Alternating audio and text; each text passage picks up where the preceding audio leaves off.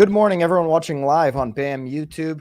You can find our YouTube at Now BAM. If you are listening, let me know in the comments where you are tuning in from. The hot sheet covers what you need to know about the real estate industry in a 24-hour time period. And on today's hot sheet, I will cover new actions from the White House designed to protect renters, the cost of rent versus buying, a rise in GDP for Q4, and a win for NAR. Today is Thursday, January 26, 2023, and the hot sheet starts now.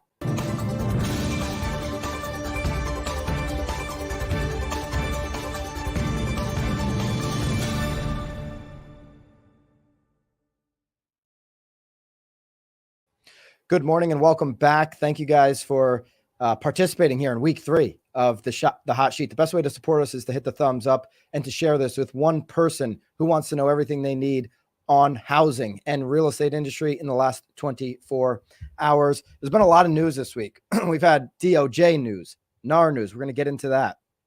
CoStar news, RDC news. And now the White House wants to throw their hat in the ring and they want to share some news with the real estate industry. Fact sheet from the White House. Biden-Harris administration announces new actions to protect renters and promote rental affordability. So just yesterday, they announced these new actions to increase fairness in the rental market and further principles of fair housing. I've got an update on fair housing as well. These actions align with the Blueprint for Renters Bill of Rights. So this fact sheet from the White House, as well as the PDF that's linked in, that'll all be in the sources down below. We've got a daily download. You just click one link and you can get all the sources, any of the slides that we share on this, as well as all of these links. So the administration, basically, here's what they're doing. Federal Trade Commission and Consumer Financial Protection Bureau, both independent agencies, announced they will collect information to identify practices that unfairly prevent applicants and tenants from accessing or staying in housing in order to inform enforcement policy actions under each agency's jurisdiction. So they want to protect renters. Here's what really stuck out to me. In 2022, Freddie Mac and Fannie Mae purchased a combined $142 billion in multifamily loans supporting over 1 million units. Okay, so they want to get more rental inventory onto the market. The more supply, the more rental inventory that comes onto the market should lower costs. We're already seeing that right now as rents are starting to drop. There's an anticipation that this year there's going to be a glut of supply with all of the new starts in commercial real estate for multifamily coming onto the market here in 2023. The new starts for multifamily in the last couple of years has far exceeded what we need in residential for single family. And a lot of that inventory is coming out this year. And you're going to start to see that really decrease rents because you're going to have more supply. And that's what the White House, Freddie and Fannie rather, did to support this supply increase in a big way in 2022. If the same activity holds in 2023, this would mean an investment in approximately 700,000 affordable units. Department of Justice workshop will inform potential guidance updates around anti-competitive information sharing, including in rental markets. A few other things that stood out to me, okay? They want to make sure that we have a safe, quality, accessible, and affordable housing. Renters should have access to housing that is safe, decent, and affordable. Clear and fair leases. Education, enforcement, and enhancement of renter rights, the right to organize.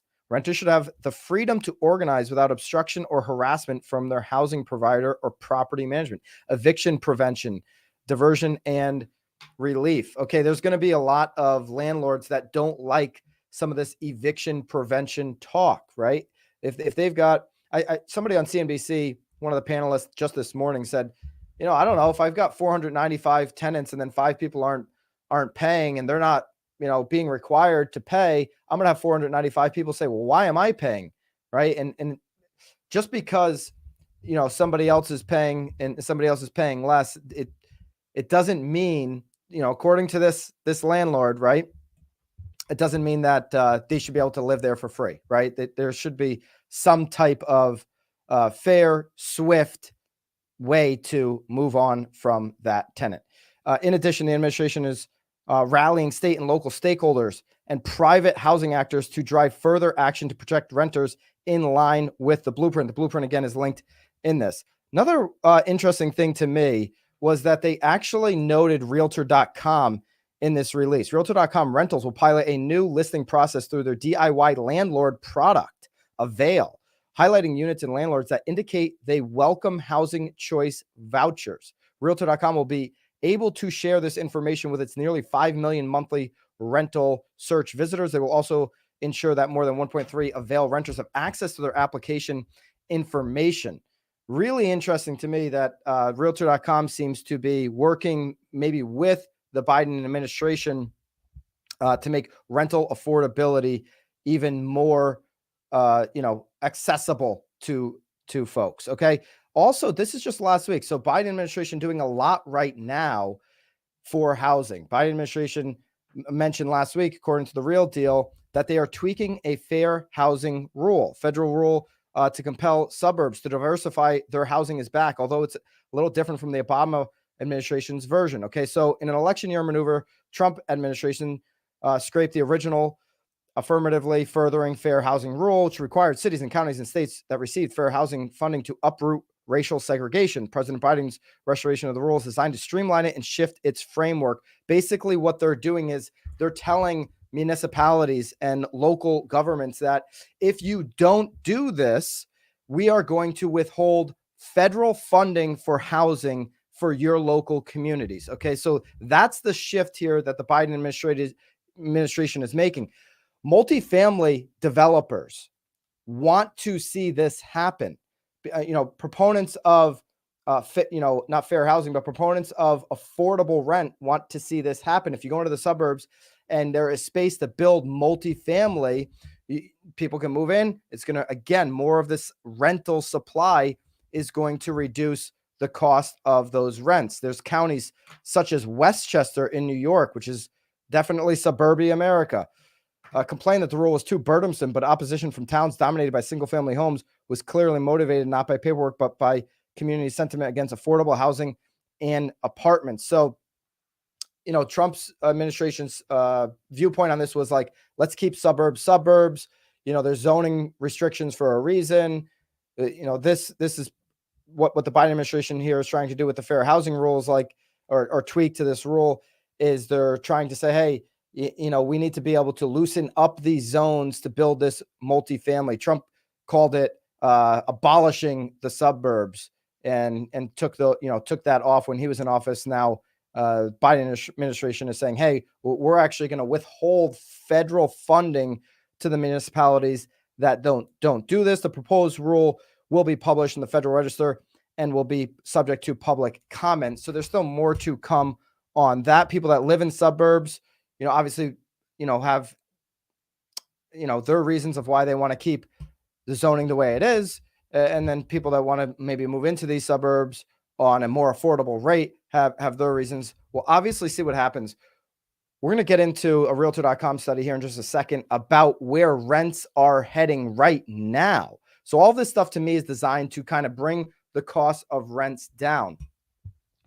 But what I will say is, what is the Biden administration doing to actually get more people to own a home, right? There's been plenty of wealth studies that home ownership is a direct line to generational wealth. You don't find too many average American families that rent for 30, 40 years that have a substantial wealth or a substantial retirement, right? Dave Ramsey talks about this over and over and over again. You got to buy a house and get that mortgage paid off as quickly as you can. It's one of your, fastest paths to becoming a millionaire in this country, your everyday millionaire, as Dave Ramsey calls. So what is the Biden administration going to do to help people become homeowners? They're clearly helping line the pockets of multifamily developers because they want to loosen the restrictions for multifamily development, create more of the supply to bring rental costs down. But why does the government want to keep people in what many have coined a renter nation mindset? Why do they want to keep people in apartments as opposed to home ownership? I don't see enough, and let me know in the comments what your thoughts are. I don't see enough of the U.S. government doing anything to create more homeowners for long-term wealth. I would challenge Washington to look more into that. Realtor.com yesterday released this morning released their December rental report. Renting costs nearly $800 less per month than buying. So even before Washington, with the fair housing tweak last week announcement and yesterday's fact sheet announcement, even before they started doing these things, we're seeing the market dynamics take over and rental costs are coming down.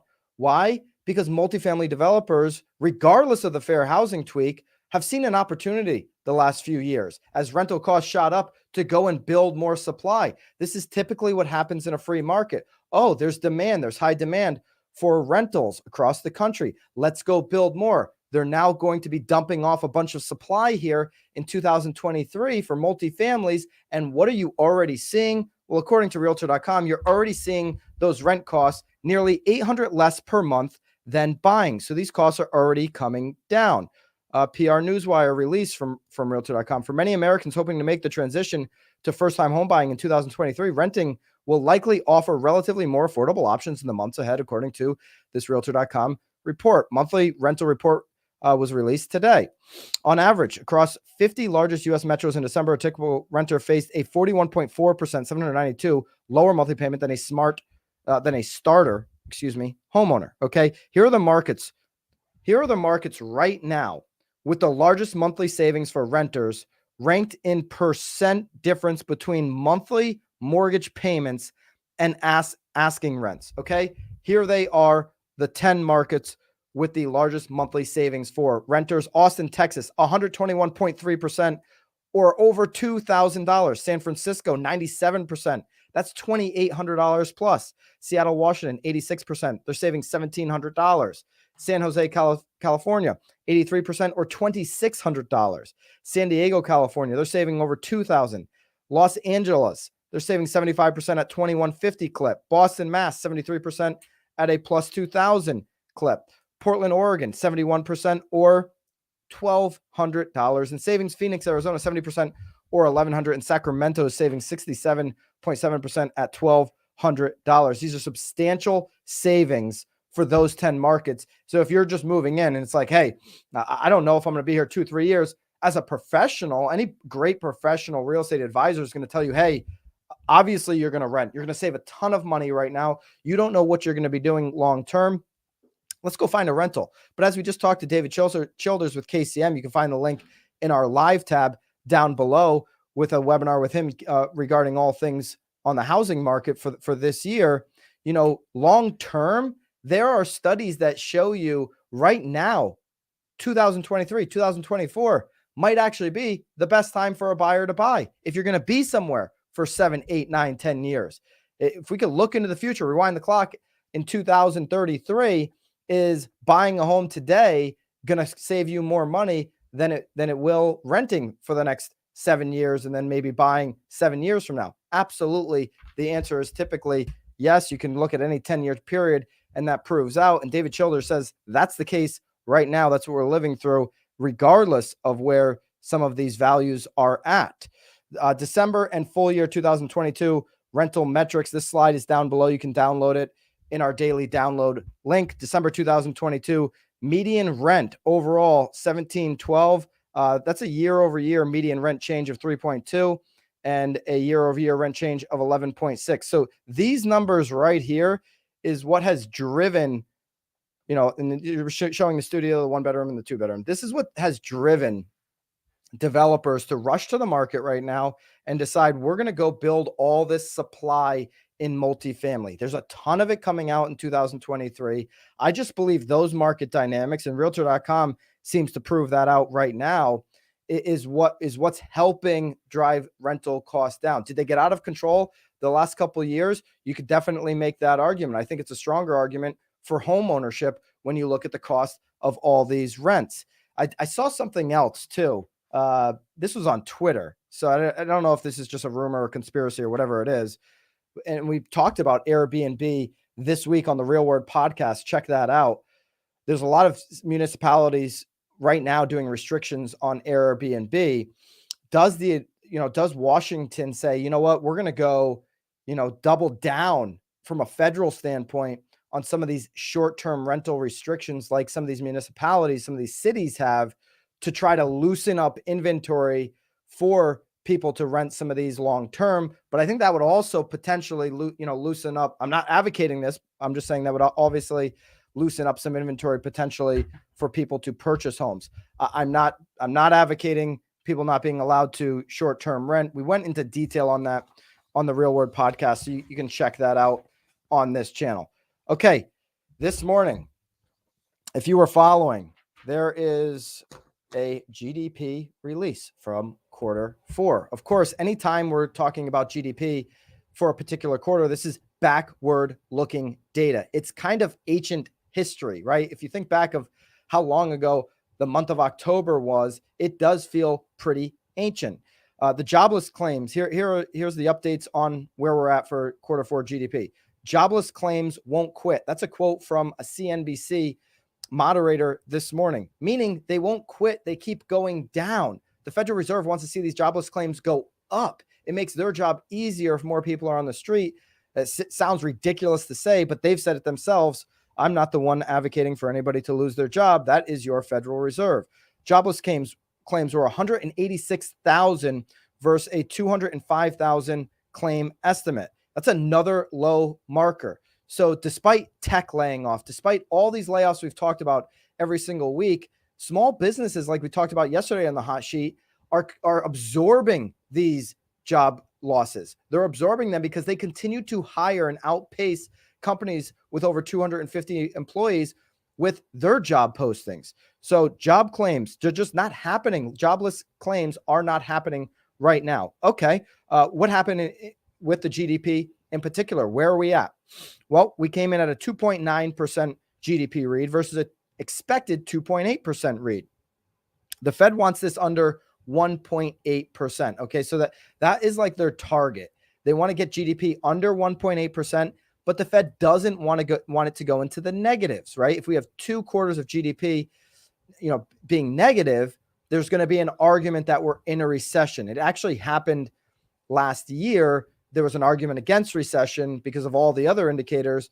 They're saying if it happens this year with what's going on in the economy overall, that would trigger recession.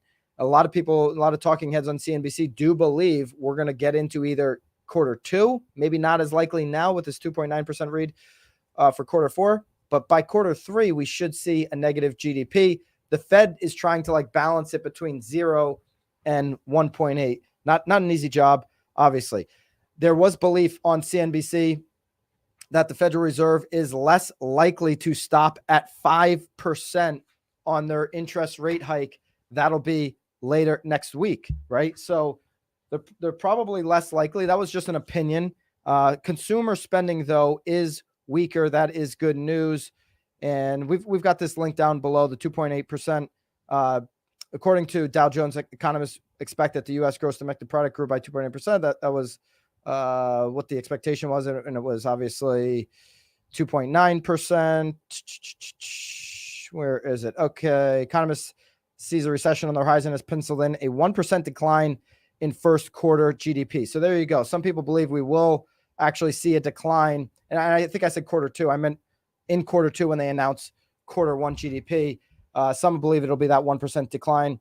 Obviously, after they expected Q4, and it did come in at an increase. Federal Reserve's rate hikes have seen a lagged effect on the economy. They have already sent housing into a recession. The slowdown in residential investment has taken a full percentage point off of growth in the fourth quarter. Real export growth is going to be weak. Okay, so those are just some of the updates.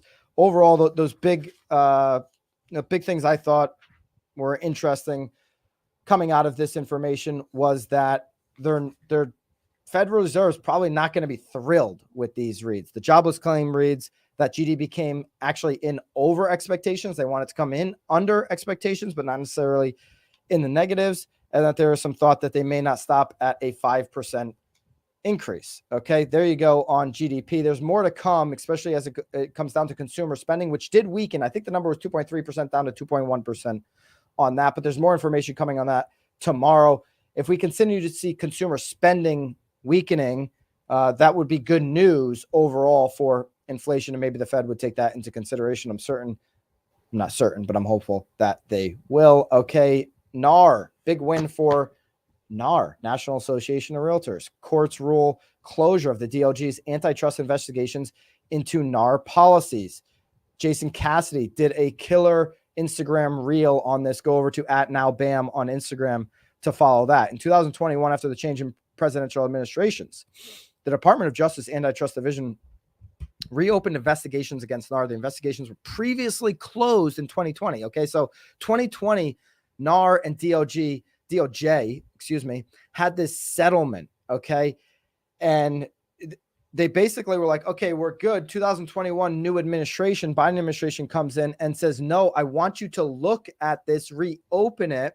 Basically what's happening is this judge is now saying, no, the U.S. government needs to be held to the same standards as any business would be in this country. You agreed to a settlement. You need to go back to that settlement. This is a big win for NAR, but this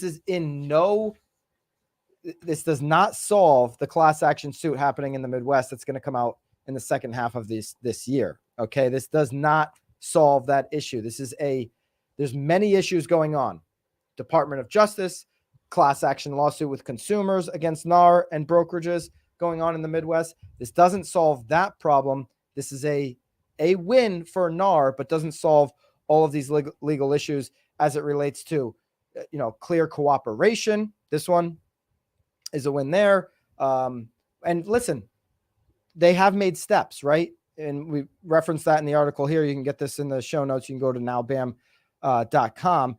There has been, steps by the MLS to basically make buyer compensation seen on websites, definitely in the MLS, but on public facing websites as well. And so hopefully this settles that, but the class action lawsuit is not settled. So still a lot more to come as it relates to agent buyer compensation, pocket listings, and all of that going on in the courts. Okay, yesterday we had a question down below. And listen, I think we're going to try to address some questions that are happening in the live chat.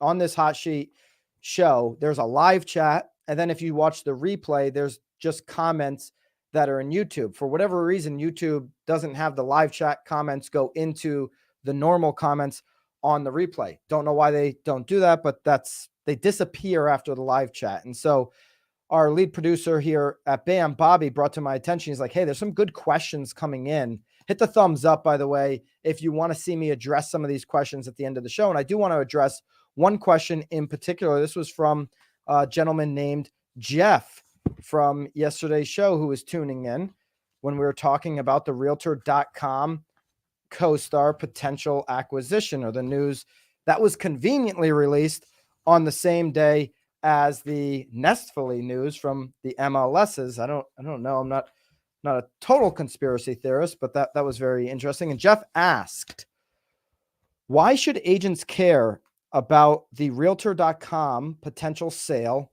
to CoStar? I'll tell you why they should care. I'll break it down maybe, hopefully a little bit more clearer. CoStar has a market cap of $32 billion, approximately. That obviously changes day to day in the stock market and can fluctuate. Zillow is at $10 billion. And that means CoStar is worth 3 times the amount of money as Zillow. In fact, Spencer Raskoff said as much yesterday on the Inman Connect New York stage. I'm very surprised that News Corp is interested in selling Realtor, which has always been the crown jewel. This is coming from former 14-year CEO of Zillow, calling Realtor.com the crown jewel. He says the rumored price of $3 billion seems a little low. Okay. He also mentioned that CoStar, as I just said, is 3 times the value of Zillow. Okay, so they're a major player in this. CoStar has completely monopolized commercial real estate. If you're a commercial real estate broker, let us know in the comments. Every single one of your online lead generation dollars flows through CoStar in some way, whether that is LoopNet or apartments.com or landandfarm.com or what have you. You're paying the piper. If you want data, you're paying CoStar. CoStar came in and just completely dominated commercial real estate. Now, I don't think that they're going to come in and just completely dominate residential real estate because Zillow has a massive head start. I know Spencer's calling Realtor the crown jewel. I think at this point, you could argue that Zillow to the consumer might be the crown jewel just in brand recognition. More consumers are using Zillow than they are Realtor.com. But this would put a real true competitor head to head with Zillow. So how does this affect agents? Jeff asked. If we have real competition, does Zillow now have a monopoly? No, I don't believe they do. I believe real competition would create potentially a lower online lead cost for agents. So that would be positive for agents. If CoStar comes in and just nukes out residential industry and runs a monopoly, then you could argue that that could be bad for agents. Here's a conspiracy theory I would love to happen. I have absolutely no, information that this would happen. I'd love to see CoStar rather, not buy Realtor.com and buy Redfin and have 3 on and get rid of the agents. I'm sorry, Redfin agents. This is just, I think that the Redfin technology is fantastic. Consumers like it. And so I'll just stop there. We can debate this out another time. Let me know in the comments if you're a Redfin agent and you don't like the thought of getting rid of Redfin agents. But hear me out. For the industry, if you had a Redfin online listing portal, you had a Zillow online portal and a Realtor.com, now all competing in CoStar took over Redfin, which is a much more attainable price, maybe $600 million. They could pick up that company. Now you would really see online lead costs come down with 3 true competitors, big competitors in the space for agents. I'd love to see that. Okay. Listen, you can say I don't like to buy online leads if you're a real estate agent, but the facts are the consumer over the next 10 years is going to be buying on Zillow. They're going to be home shopping rather on Zillow, on Realtor.com, and maybe a little bit on Redfin. I think if Redfin gets taken over, it could be a lot of it. They're going to go there just like they go to Google to look something up. That game has been won. It's over, right? So it's content marketing, and a lot of the other old stuff is out the window. So I think agents should really be paying attention to this acquisition. It can affect their online lead generation. If you've got relationships at CoStar, I would start really making that phone call once a week. I'd start really buttering up to CoStar from a residential agent with any relationships in that company. I want to get a head start on that. Okay, there you go. Let's jump into our look at the 10-year yield with this GDP news. What did it do this morning? Okay, we are up just a tick, 3.488. We're still under that 3.5 number that we've been watching. Where do we end up with my screen is frozen. There it is. Where do we end up with the 30-year fixed rate yesterday? We came in at 6.18 according to Mortgage News Daily. That was down just a little bit from the day before at 6.21. So there you go. What else do we have coming up today? We've got the walkthrough that'll go live at 5 p.m. I will not be moderating the walkthrough, I'm sure, with all the hot sheets. You've seen enough of me. Dan O'Neill is now taking over the seat and co-hosting with Eric Simon on the walkthrough. They've got 2 incredible guests. They've got a lot to talk about. I'm looking forward to that. I'm also looking forward to tomorrow's hot sheet, and hopefully we'll have an update on some of that consumer spending and how that could impact overall inflation and what the Fed's decision would be next week. If you are loving this hot sheet, please consider sharing it with one person who could benefit from a 24-hour look back on the housing market. And I'll look forward to seeing you back here tomorrow live at 9:30 Eastern.